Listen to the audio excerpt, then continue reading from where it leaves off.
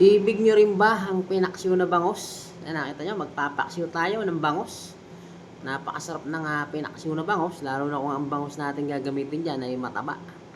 So nakita nyo, tayo gumayat muna ng luya, sibuyas, at may kamatis na konti, ating nilagay sa ilalim ng kawali. Pagkatapos, itong ating gulay, nilagyan ko ng halong gulay, talbos ng balinghoy ang aking inilagay.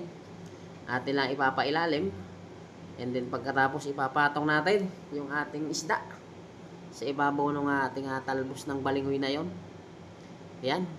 Pagkatapos natin maipatong, ayan, isusunod agad natin dyan yung ating marigoso kung tawagin. Anong tawag sa inyo niyan? Sa aming marigoso.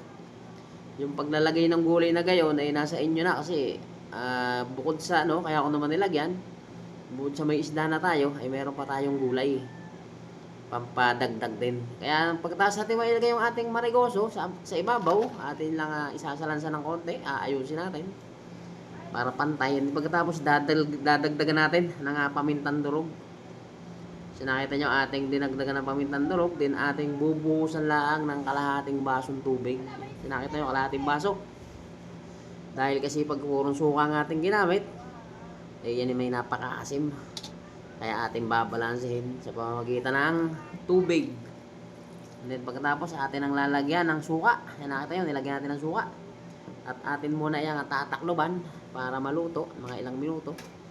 So nakita nyo, makalipas ang ilang minuto, ating binuksan na. Yan, luto na yung ating pang ibabaw na gulay, yung ating marigoso, luto na. Sa ganyang sistema, inyo na yung lalasahan kung ang timpla ba ay ayos na. Ilalagay nyo na dyan yung pinaka-best na timpla na inyong ibig. Pagkatapos yan, natin napainin ng konti. Yan, kita nyo. Palalamig-lamigin lang natin ng konti. At pagkatapos, atin yung ipaplato.